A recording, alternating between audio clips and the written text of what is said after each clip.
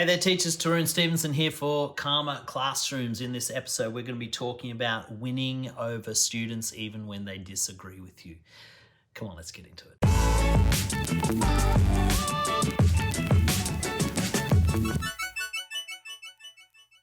Okay, in this episode, we're going to be talking about winning students over even when they disagree with you. It's really tough when a student is argumentative or disagreeable, and it can be really hard to get them to see things your way. But I want to teach you some negotiating techniques that will help you to have conversations with students that are disagreeable and hopefully win them over to your perspective. As always, this video is brought to you by my Behavior Management Blueprint. It's a free ebook and video course that you can check out with the link in the description. All right, so what's the first thing you need to do in winning students over? The first thing is you need to learn to be agreeable yourself. A lot of the behavior escalations that I see in classrooms start off as small disagreements, but they turn into large disagreements because teachers are unwilling to discuss or negotiate with a student in an agreeable fashion. It doesn't mean you have to agree with the student. You have to be able to work with them in an agreeable fashion. If you take the approach of working with students, especially teenagers, if you take the approach that I'm always right and nothing you say is going to change that, you'll always have fights, you'll always have escalations with your students. You have to look for win-wins. You have to look for a solution where you're going to allow your students an opportunity to talk it through with you, and you have to be willing to hear them out and listen to them. And so that starts with an attitude change. It starts with not being disagreeable.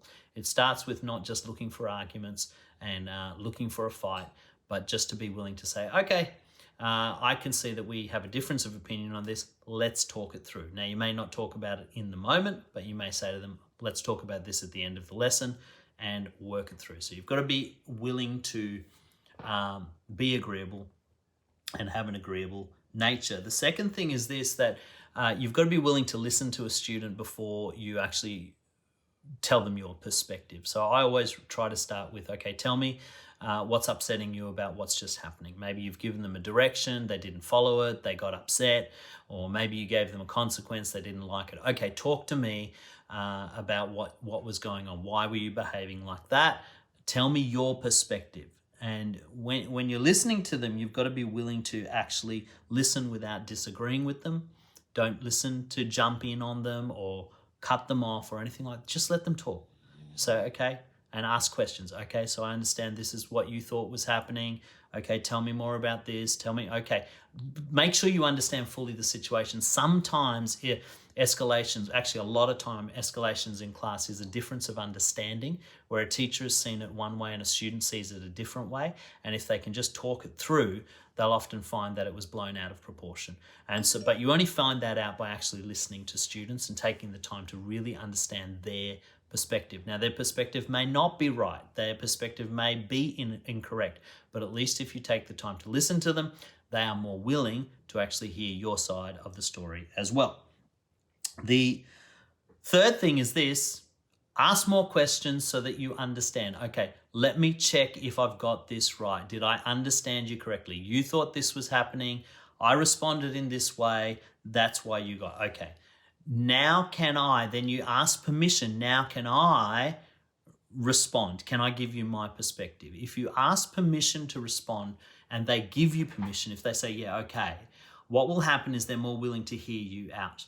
See, students who don't feel like they're being listened to or they don't feel like they're being heard are no different to adults who don't feel like they're being heard. They don't want to listen to you if you haven't listened to them. So what I always recommend is ask for permission to give your perspective.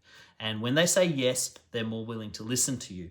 And then listen, as you give your opinion, what you've got to do is you've got to, and this is the fourth thing, you've got to actually acknowledge the parts of their conversation that may have been misunderstood by you. Okay, I understand that you saw it this way and I'm sorry, I misunderstood that and I saw it a different way. Or perhaps you responded in an inappropriate fashion. Okay, I understand that my response was probably a bit aggressive and I apologize for that. Now I want to tell you about what I was upset about. And then you talk about what you disagree with. So start off with finding a common ground with them. Start off by acknowledging what they've said and acknowledging that you have heard them, and then you begin to present your argument. Keep emotion out of it, okay? Kids will be emotional. You shouldn't be emotional in this. You need to stay even. You need to stay calm. You need to stay, don't shout at them, don't yell at them, don't get all worked up. Just say, okay, I understand, I hear what you're saying. Now let me explain. This is what I was trying to communicate. This is what you were doing. This is why I responded the way I did. Do you understand what I'm saying? Do you think your behavior was appropriate? So I ask a lot of questions at this point. Do you think your behavior was appropriate? Yes or no? Okay. So now we agree there was some misunderstanding and there was some inappropriate behavior. What do you think an appropriate consequence might be for that behavior? And so you have a conversation, you have a negotiation about it. Or if you're trying to help them understand, do you understand where I'm coming from? Do you think that that was unreasonable considering what I've just explained? And so you ask for more clarification, ask for their input. What you'll find is if you take the time to be agreeable with them, listen really well before disagreeing with them, take the time to understand them well, and then ask them permission to give your perspective.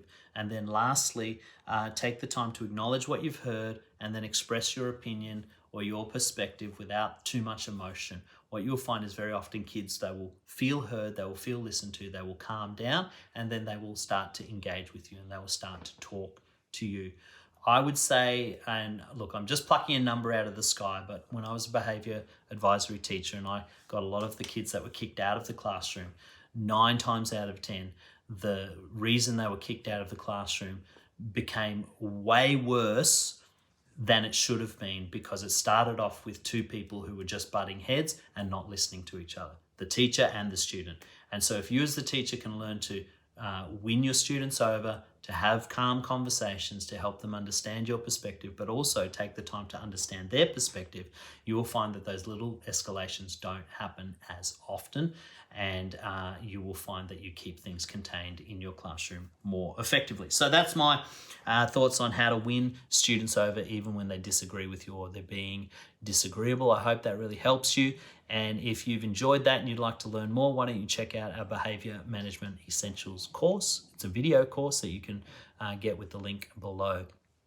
If you've enjoyed the episode, why don't you check out our, what am I saying? I don't know. I'm just saying, look, why don't you subscribe, follow?